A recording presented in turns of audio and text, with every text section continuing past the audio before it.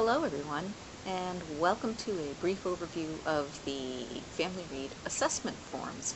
I'm going to show you where they live here on our website, on the CT Culture website. All of these forms are available through the website and can be found here and downloaded and printed out and used as needed.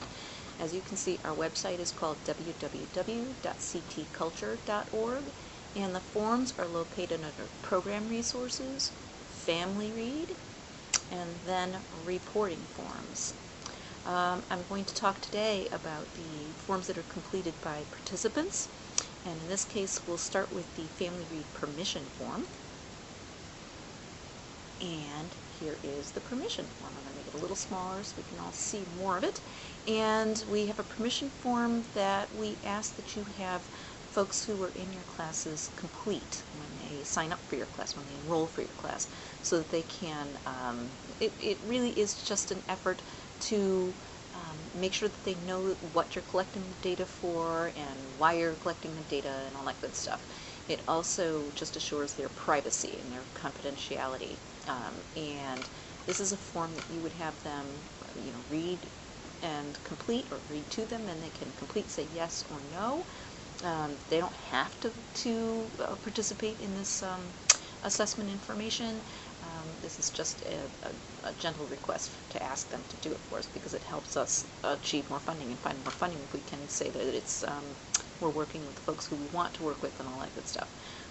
We do not get this form. This is for your records. This is kept in your files for each of the folks who are enrolled, and that's that for that form. I think it's pretty self-explanatory.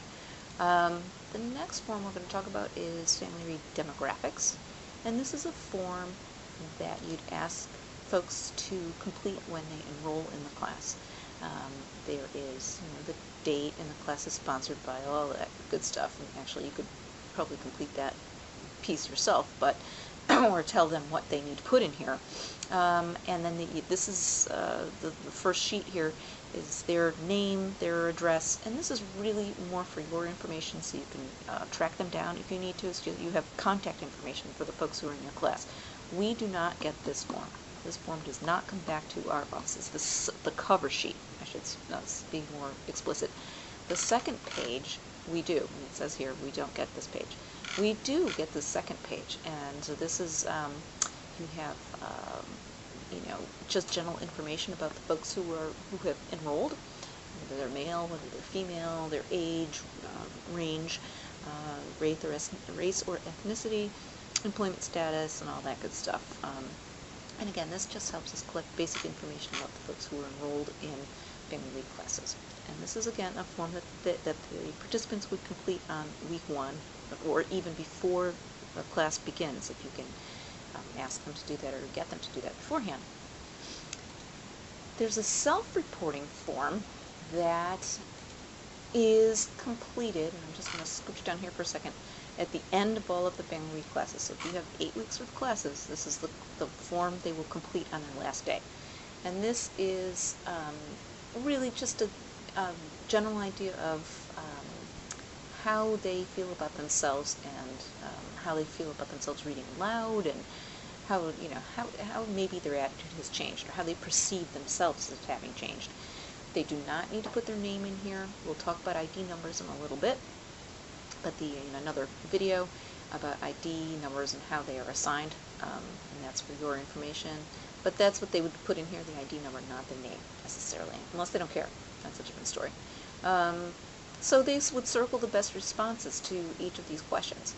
They're not at all comfortable with it is number 1, and they're very comfortable is number 5, and other flavors in between. So you can have them just circle those, or complete that form.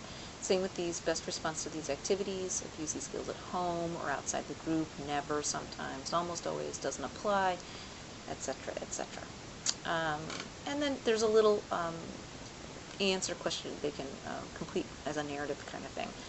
Indicate the 3 skills that you think you have improved on most. And they can use the back of the sheet if they need to. We do get all of these forms, and we do break down this data. It does get used, so they can complete that. That's great. Last form again, is completed on the last day of the class, and this is more of a narrative, and again, we give the student ID, the date that they're completing the form. And these are final reflection questions, and asks them, was the class what they thought it would be? What was surprising to them? A lot of times we find that it wasn't what they thought it would be, and they are pleasantly surprised. So it's these are all good things to know, and they're great things for us to have, because we can use them again as we are sending out applications, and it helps us get money to support family reprogramming, to provide the books and all that kind of good stuff. So that's in a nutshell what all these forms. These are the participant forms that are in this video. That's what they are asked to complete. And I think that's it. We will have these forms available in Spanish. They are pretty much set now, so we will get them translated and will be available in Spanish, and they will be put up on the same site. So I think that's it for the participant forms. The next video we'll talk about the facilitator forms, which is a little bit more complicated.